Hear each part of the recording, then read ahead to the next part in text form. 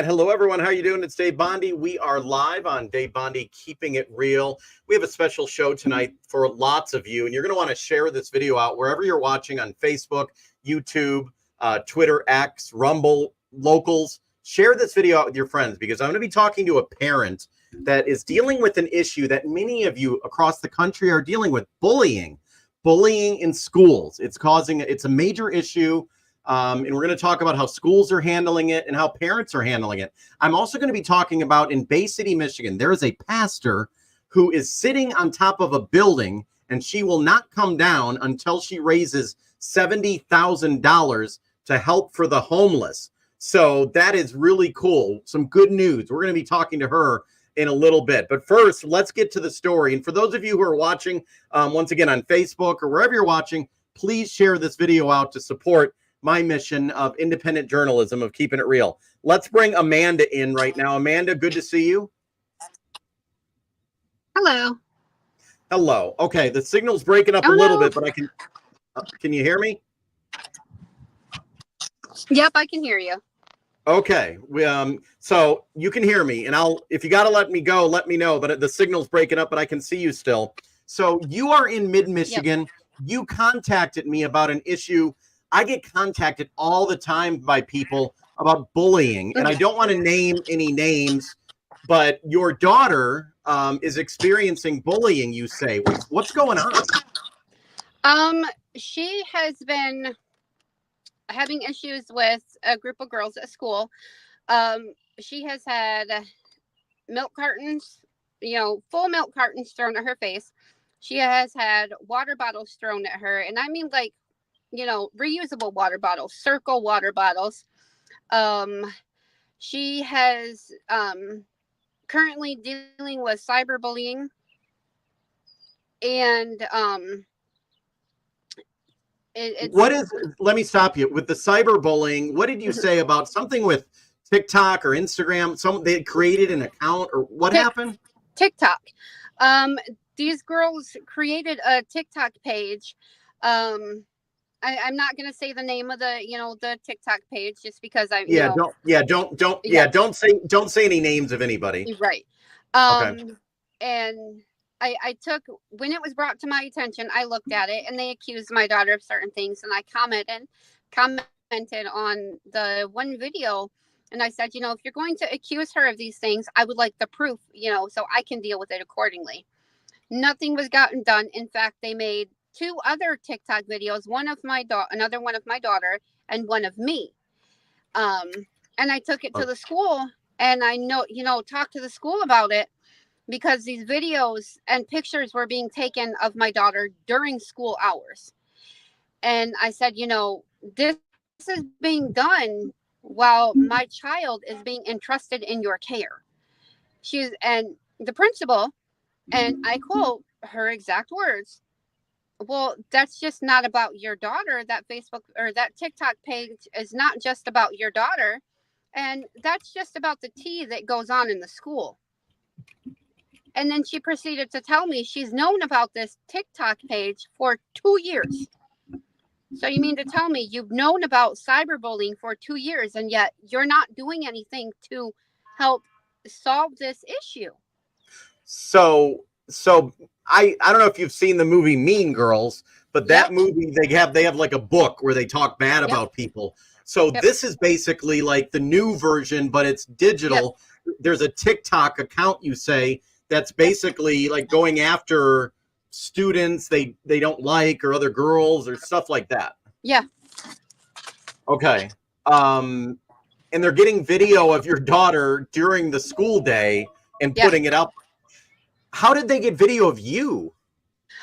They went to my TikTok page and took a screenshot of one of my TikTok videos and made it with that. And I'm assuming they're not very positive videos or nice things. Absolutely not. One of the videos of my daughter is actually quite vulgar, where I have actually consulted with a good friend of mine who's in law enforcement because it's ridiculous. How long has it been going on? This cyberbullying got brought to my attention, I'd say a little over 2 weeks ago, but she's had the issues with the bullies and things probably since last school year. Okay. And I did talk to the school, Mhm. and we can name the school because the superintendent did email me back. What's the name of the school district? Mount Morris? Yes. Mount Morris, Michigan. And for those of you who don't know, that's right near Flint, Michigan, and in between Flint and Clio, right in that area, the mid-Michigan. Now, the principal or the superintendent told me that, as I assume, it's very difficult with the cyber bullying because it's not happening at school. You said you had a friend in law enforcement. Is there anything you can do outside of school? I don't know, or maybe contact TikTok or. I had people, flock by tons and tons of people flock to TikTok to report this page, to have the videos taken down, to have the TikTok page taken down. As of right now, that's been unsuccessful. But it's out of hand. So you would be one probably supportive of TikTok being deleted and taken down. Definitely. I mean, if anything, not being allowed in schools at all. Yeah. What is the policy with the phones? Are they allowed to have phones like when they're walking around? How's that work? They have their phones. They have their phones out in the open. I know in the elementary schools they're more strict about the cell phone policy. Middle school and high school, it just kind of, weans off, and they're extremely lenient. Okay. So you went to the school, and did they? And you were saying you don't believe they helped at all. No. Not at all. Did you go in and actually sit down and meet with them?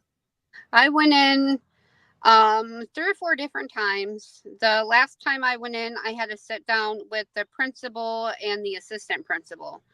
And then I was told that my daughter could have regular check-ins with the school social worker. Okay. And that they couldn't do anything until they knew who was exactly behind the TikTok page. And then we got that information and I passed it along. And because the children said, no, it's not me. And and to give credit, for the schools, they don't have a power of police. They can't because it's outside of the school.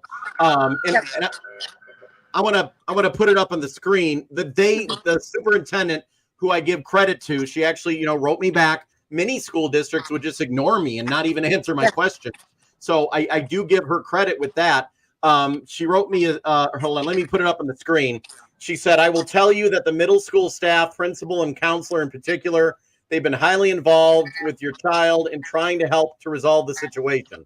So that's what she said. But you're saying that there needs to be more done? Yeah. Yeah. Yep. What can they do, or what would you suggest if you were superintendent? What would you do? I would have definitely called the parents of these children in and said, look, we can do this one of 2 ways. You can either go through their phones or, they can be, suspended or kicked out of school. Because this is just ridiculous. I mean, yeah. Do you know if they've done that, or maybe they didn't tell you, or you don't know? To my knowledge, as of right now, it has not, the parents have not been notified of this at all. Okay. And we don't know what the parents are like either, because right. I would not want to be an administrator or a principal or a teacher, because there's many parents that their morals are not even great or good people. Yep. So you're not the only one. I'm live on Facebook now, and some said they feel so sorry that this is going, but parents are happening across schools. Why did you decide to contact me? Is it to try to just make light of this, that it's happening? Because people sometimes don't know about it. To bring it to light, to get more awareness to it, and the mom and me, in hopes that this would basically light a fire under the butts on the people that are, in charge, the principal, the superintendent, the school resource officer. Mount Morris has already had suicides this year because of bullying. Yeah, and I can't confirm that. I don't know that to be the case. I know there was a situation. What I want to get just an overall issue. Like, I don't want to pick on that school district because it's happening in every school district. I'm getting I'm getting messages, and there's so many parents or so many teachers and so many administrators. I'm 49 years old. When I was a kid, I didn't have the internet. I didn't have Instagram. Yeah. How much more has that made it trouble for kids and their mental health? It has made it absolutely horrible, especially since COVID, and all these kids are flocking to the internet to, I guess you could say, be creative, for lack of better terms, with the internet and getting, their energy out, I guess. But social media has made it 10 times worse. Yeah. And is it something you think that needs to be addressed more? Because they talk about, drugs, and that's serious, but many children are committing suicide across this country because of social media. Yep. How's your daughter doing? Is she able to, I mean, obviously she's with us and that's good. Are you able to talk to her, and how's she doing? I am able to talk to her. My daughter takes the phone to school. She knows it is for emergencies only, only if something happens, but I am messaging my daughter multiple times throughout the day. How is it going? Has anything happened today? How are you feeling? Things like that, because I absolutely refuse to let my child become the next statistic. Yeah, and I'm putting a comment on the screen. I don't know if you can see it or not, but someone says, Cindy says it needs to be addressed at home. Kids can be cruel. Why? I don't know. Maybe the parents are bullies. And that's and we don't know what's going on behind closed doors. And I bring this up. Michigan and across the country has seen so many parents either go to a private school, a charter school, or even homeschool. Do you see why now parents are trying to get other options? Yep. How she's a teenager, right? Yes. What do you tell her? I mean, how does she keep doing? How's she surviving? She sounds like she's, tough to be able to keep going to school and dealing with this. Not easy.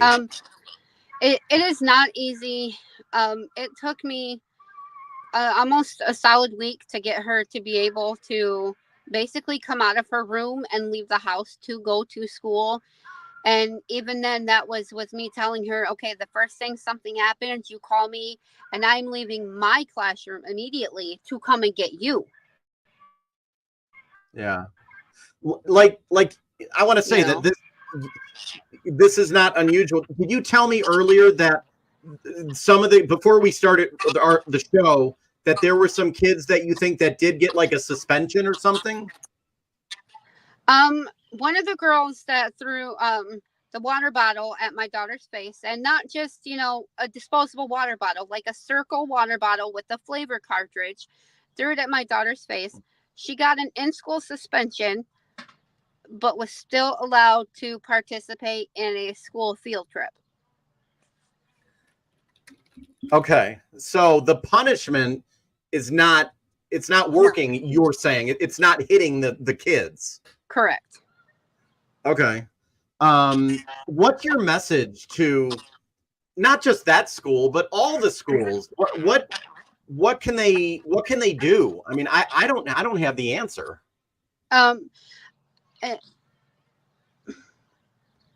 As a parent, as somebody who works in the education field myself, have assemblies on these things, have discussions, sit down with your classrooms, try to figure out, get to the root of this issue. If you think back, this is why a lot of, and I hate to say it, but this is why a lot of school shootings happen, is because these kids feel like it is the last resort. If you go back to one of the worst ones in history, Columbine, the first person that was shot and killed, Rachel Joy Scott. I urge all of the schools out there, whether it be elementary, junior high, high school, there is a program by her family, by Rachel's family, called Rachel's Challenge. Okay. Get a hold of that group. Do that. Have them come to your school. I listened to that when I was in my senior high school, and it has stuck with me. And the motto of that is one simple act of kindness, and you just might start a chain reaction. I'm going to reach out to them and have them on. Try to have them on my show. I have the website up here right now, but because you mentioned that, I'm going to reach out to them and see if they will talk to me. And I don't know, that school district may have things on bullying and so forth, but what you're telling me is this program here, this is different from your average. This is like real. Yes. Because their daughter was shot and killed because of a situation. Yeah. Rachel Scott was actually the first person that was shot and killed in the Columbine massacre. And that's what started it. Okay. I'm going to put this link out for people as well. And what about, last thing I'll ask you, parents, I have 2 children. I realize they're not perfect. No one's perfect, but do you think there's some parents think their kids are angels and they don't want to see that kids can be bad? If my kid does something bad, I'm going to discipline my kid. Yeah. Same here. I mean, my daughter that's dealing with this academically, she is not the best student at all. I mean, her grades went, and it shows from when the bullying started. Her grades went from A's and B's down to 1C, D's and E's. And I got her report card in the mail, and it said she, easily distracted, make better use of time. I went up there into the school, took her phone and said, until you can bring these up, you're not getting it back, and you're grounded. And then, I dealt with her appropriately at home. But there's parents out there, oh, my kid didn't do that. Oh, it's okay. No, it's not okay. No, you're right. Last thing I'm going to put on the screen, Christina wrote on here, they could have an assembly with parents of children who committed suicide. I don't know if the parents would do it, but that, to me, that would hit home. I don't know if I could do that as a parent, but I think so that's the message then. More needs to be done. Yes. Okay. Well, hopefully by doing this, something positive happens. I'm going to reach out to the Rachel's Challenge people and have them on. See if they'll do it. And I will play for them what you just said. And I will let them know, the school district, if they want to come there, I'll give them all the information. But my prayers go out to you, your daughter, and everyone who's experiencing this, because something needs to happen. And especially with the social media, that's made it just worse. Yes. I look at this issue. I look at this issue as like a cyber pandemic, because essentially that's what it is. It's getting out of hand. And times were easier when I was younger, when you were younger, you left school, you were done with the kids. Really, you didn't have to deal with it. But now it's 24/7. The phone is always dinging and messaging and God. Okay. Well, I'm going to let you go. I know you gotta do something, but thank you so much. And my goal in doing this is just getting a solution for everybody. And I appreciate you for being brave enough to speak out. Thank you. Okay. Amen. Stay in touch. I'll message you soon and let me know if you hear any updates. All right. I will. Thank you. Okay. God bless. Yep. Bye-bye. Thank you. Wow. Yeah. I get messaged all the time about bullying in schools. And this is just one situation. And like I said, I could not put myself in the shoes of the superintendent or the principal, because you're dealing with so many different parents. And I don't know everything behind the story in this situation, because you're dealing with confidentiality as well. The schools cannot tell me everything that's going on because you're dealing with children. So that's obviously understandable right there. And I am not dissing the principal, the superintendent, or the school district, but I know they're in a tough situation. And that's the statement right there from the superintendent, saying that she says the middle school staff, the principal, and the counselor, they're highly involved and they're trying to resolve the situation. But they're trying to do this probably with many children. So it's a really sad situation. And I know a lot of you out there are going through things like this as well. So just one issue that we're talking about tonight, and we're gonna move on. As we move on, I want to ask everyone who's watching right now, where are you watching from? Where is everyone watching from? In the comments. If you're watching on Facebook, go ahead and type in the comments where you're watching from. If you're watching on X, on Twitter, there's almost 80 of you watching on X. Let me know where you're watching from if you're able to do so. And share this video because you're watching on Facebook. What city are you watching from? I'm sorry, what city are you in? I have 200,000 people on my Facebook page, and only 8 people are watching right now on Facebook. Well, 12 people are watching right now. Hello, Christina. How you doing?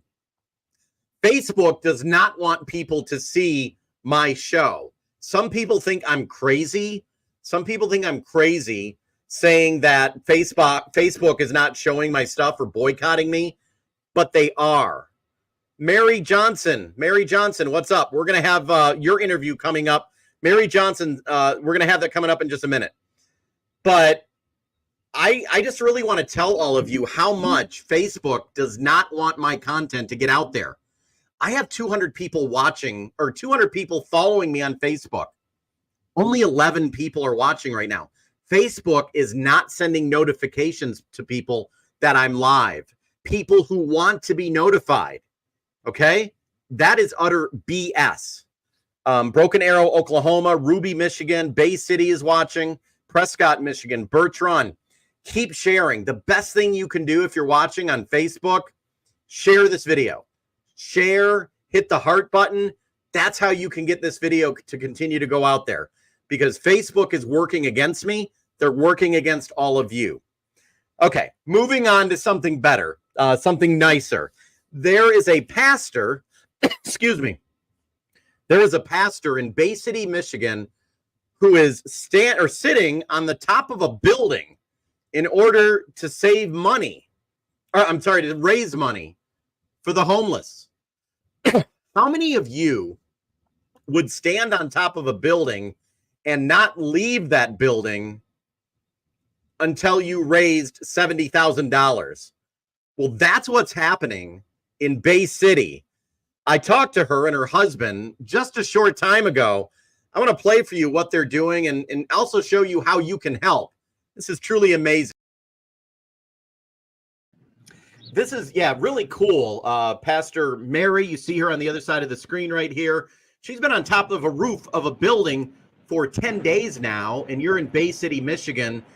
Good to see you. I'm glad the weather's nice right now. It's been nice, although it gets quite hot up here.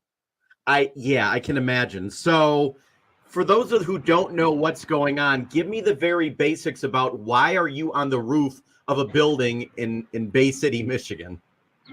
Well, it's twofold. Number one, I'm trying to raise some funds for the Great Lakes Dream Center. We are able to help people in need. And I'm also experiencing homelessness in a very minute way. I have the advantage of having all the items that we've handed out to people in need. So I have a couch, I have an umbrella, I have a few basic things because we hand those things out to people that we meet that are leaving the homeless shelter or are in need. But I'm experiencing roughing it up here, no tent, no tarp, out in the rain, and I'm also raising money. That's cool. What is the Great Lakes Dream Center? Either one of you can talk at the time. And did you introduce who's next to you? You did. Yeah, so this is my husband, Pastor Aaron Johnson, and we both volunteer here at the Great Lakes Dream Center. I founded it many years ago, and really out of a heart of helping people that were leaving the homeless shelter, and I would see them come back because I've been volunteering at the local Good Samaritan Rescue Mission since 2010. And so I would try to find out what is our community lacking? What are the gaps? And why are they coming back? And so I discovered a lot of different things, like they would need furniture when they got their new apartment. They'd have a roof over their head, but they'd be laying on the ground. So maybe they'd go to like a Rent-A-Center to get furniture. They'd get behind on their bills and they'd end up back at the Good Samaritan Rescue Mission. So we would bring them couches. We would bring them beds. I would discover they have a bridge card and they can get their food, but they don't have the money to get the laundry soap or to get diapers for their kids. I discovered a lot of moms didn't have car seats. So we hand out car seats. So the Great Lakes Dream Center really is a faith-based community center. We have the building open in the evenings and throughout the day for a lot of recovery groups, NA, AA. We have family support groups that meet in our building. And then we also have a community worship service Sunday nights where either I preach, Pastor Aaron will lead worship, and then that way people who are looking for that spiritual help on top of the physical help, they can get it all right here at the Great Lakes Dream Center. So I hear someone beeping. I heard a beep there. Oh yeah, we get wake up calls. There's cars driving by every 5 seconds. There's half a dozen cars coming through here. So the Great Lake Dream Center is not necessarily, or correct me if I'm wrong, it's not a place where people can go and stay, or no?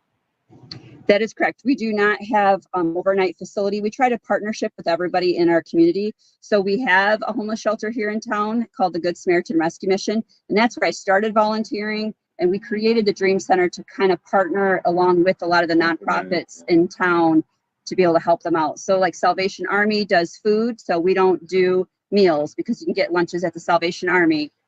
Safe Harbor Kitchen does handouts of food baskets. So we have emergency food available, but we don't do the big food baskets like they do. We try to offer things that the other nonprofits in our town don't. That's why we do the car seats, we do the diapers, we do the shaving kits, the cleaning kits, the laundry soap. And then we also have that building open for the recovery groups as well. Yeah, because people don't think about that.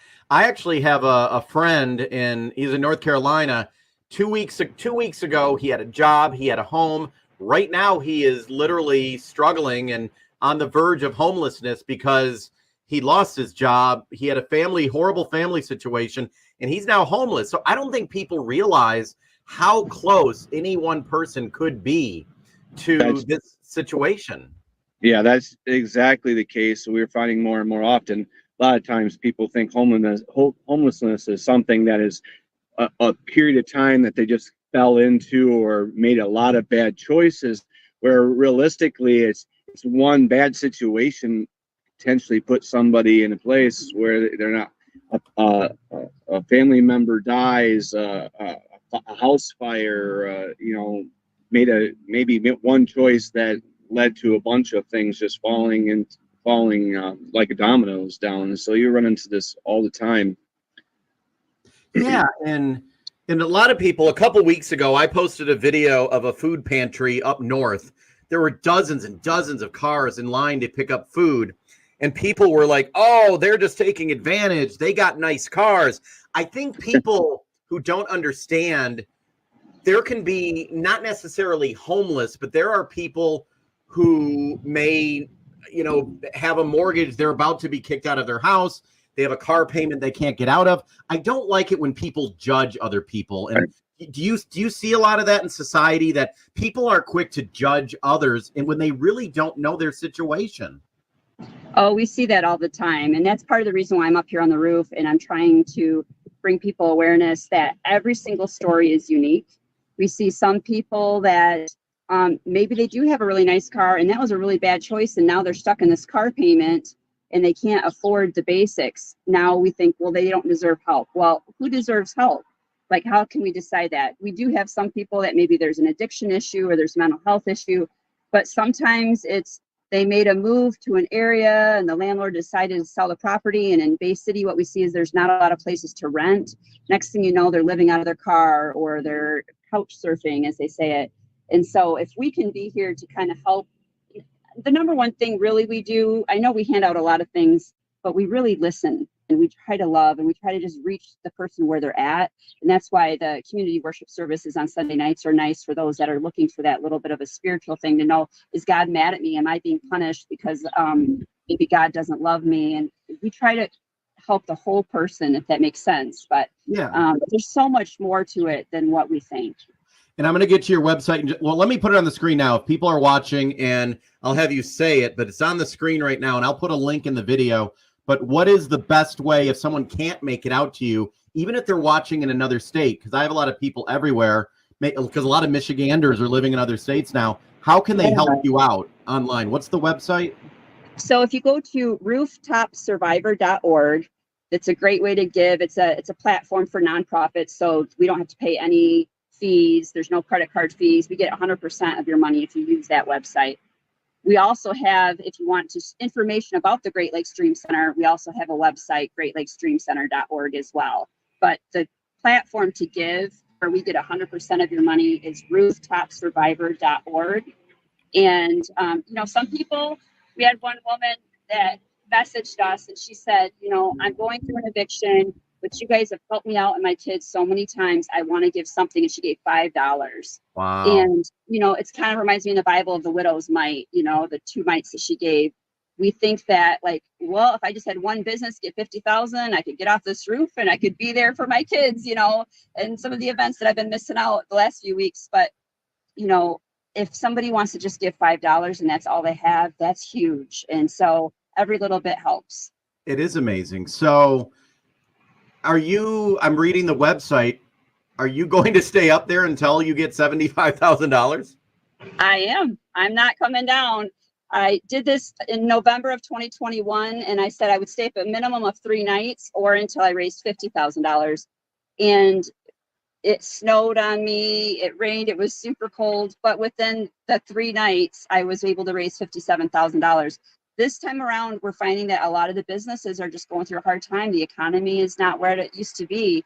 And so it's just cars driving up with $20, with $5. And so it's coming in a lot slowly, but that doesn't stop my determination that if people are experiencing homelessness in Michigan for weeks and months on end, I can handle a few more days. So I'm going to stay up here until I raise $75,000. Doesn't go into our pocket because we don't take a paycheck. Both my husband and I volunteer. All of it goes to keep the doors open so we can have these recovery groups in here. We can have the pantry shelves stocked and we can continue with what we're doing. And now, let me look. You're at almost 31,000 right now, so you got a little ways to go. But you're serious. This is in your heart. You're not coming down until you reach that goal. Nope, I've been up here 9 nights now. We had some storms come through. I haven't been down for any reason except for about 45 minutes when we had a lightning storm and my kids were freaking out. My husband literally got a hold of me. He's a lot bigger than me. Put me on the lift, took me underneath the awning. He said, even if you were experiencing homelessness, you would take shelter during a lightning storm.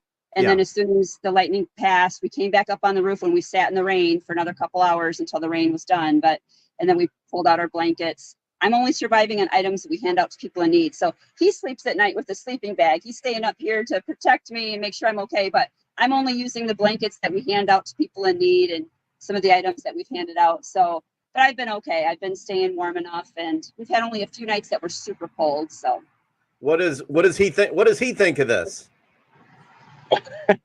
Well, I know her determination, her heart for people in the community, and so I know for a fact the $75,000 goal that she's not coming down until that happens. She's very determined. She had a hard time coming down even in the middle of that storm, partly because she's afraid of heights.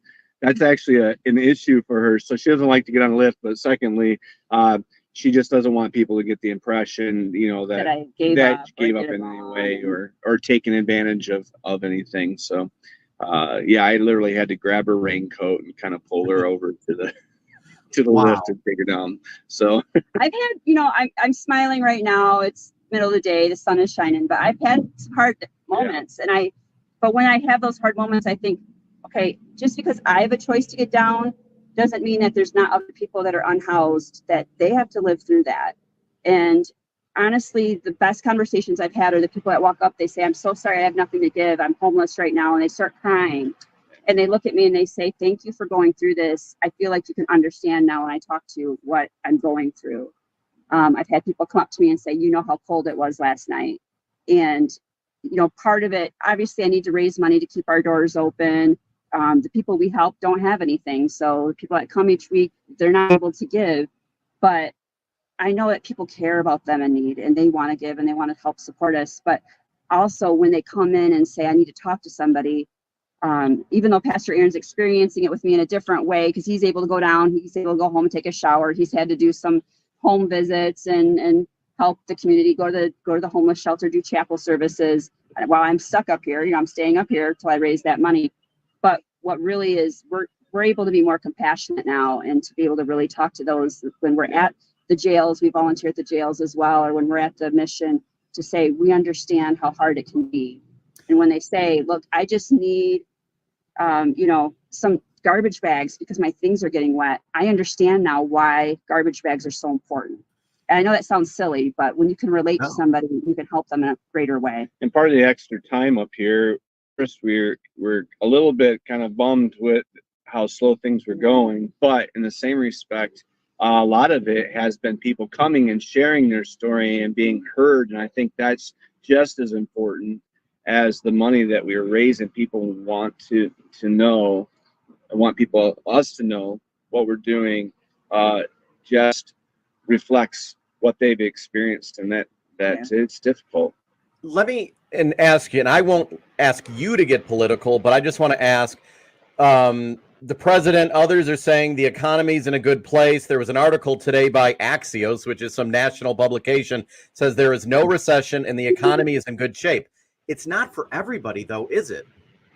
No, it's not. We're seeing the numbers up in so many places. I talk with a lot of the different nonprofit leaders. They're seeing high numbers of people coming in looking for food. I talked with other nonprofit leaders that are also fundraising during this time for events that are coming up, and they said businesses aren't able to give what they used to give.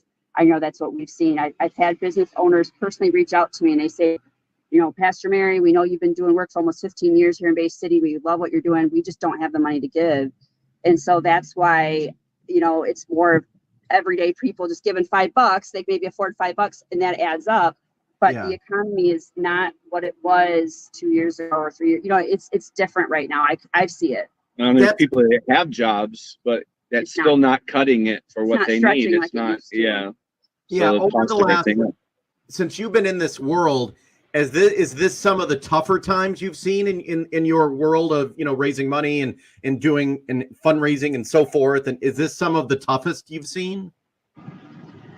I would say this year is probably our hardest year, and that's why I'm up here. I don't want to get up on the roof every year. I did it back in 21 to raise some awareness, and this last calendar year, the amount of money we had coming in just from our regular donors was down so much that the board actually one point was talking about, do we close our doors? And I'm like, we help so many people, even those in the recovery world. I had an interview with one of the ladies, and she was like, the number one resource for people that are in recovery, the moms, for car seats, diapers, everybody comes to the Dream Center. If you guys close your doors, what are the people going to do in Bay City? Yeah. And so I was like, I'm going to get up on the roof and I'm not going to come down. I've got to have that base mount in there to keep our doors open for the next year. So because the economy was bad leading up to this point, and now I'm seeing it even with the giving here, that's why we have to do something extreme. What is your address? What's the address of the building? So we're at 700 Lafayette in Bay City, Michigan. Okay. Can people stop by and not climb the roof and donate? I prefer strangers not come up here. I might be a little wary of that, but There is a donation box out front. So they can come and make a donation directly here, or they can go online. Okay. And the online is good. And let me bring that up again right here. One more time. The donation website is rooftopsurvivor.org. Okay. And I encourage anybody, like you said, if there's anyone watching right now, or I've had instances where a little kid wants to donate $3 from their piggy bank or whatever to help. You're saying it doesn't matter. If someone donates $1, it's all for the greater good. And we've had people literally pulling the last bit of coin out of their pocket and dropping quarters in there and saying that's basically all they had, but they're wanting to be able to contribute. So I've had people come up that say, I don't have any extra money right now, but here's some peanut butter and jelly, and literally leave the food they have. And then not even 30 minutes later, I have somebody pull in saying, my kids are hungry. I can't get to the next food giveaway until tomorrow afternoon. And I said, I've got peanut butter and jelly, and we were able to give them that. So God always provides what people need, and people are bringing what they have, and it's a place of hope where the next person that comes in, we're able to help them with it. So, And the last thing, the good thing is you are local. They know where the money's going. 20%'s not going to some whatever. It's going local. It's not going to New York or Chicago. It's helping locally. exactly, every penny stays here, and it goes to just keeping the building open. We have only one part-time person that makes sure the books and everything is settled and make sure the volunteers are scheduled, but everybody else is volunteer, including us. We are volunteers, and we keep the pantry stocked as best we can with what we have, and we get car seats for the moms and help as much as we can. And truly, that's our heart, and everybody who volunteers here, that's their heart as well. Well, thank you. And I might make my way up there soon. Hope the next couple days, maybe I'll come and see you, but I'll give you a warning. I don't want to startle you. That would be nice. We'll get you up on the rooftop. You can join us on the couch here. Okay, cool. Okay, I will be putting this out. Just once again, thank you so much, and keep updated with me how it's going. Oh, we will. Sure will. Yeah, there you go. Amazing people, and they are going above and beyond, literally above, staying on the roof until they can collect $70,000 to help with the homeless. Yeah, like I said, there's a guy I know, Jordan. We had him on the show last week, I believe it was. He was in North Carolina, and he is homeless, and he has a job interview coming up. Many of us can be in this situation.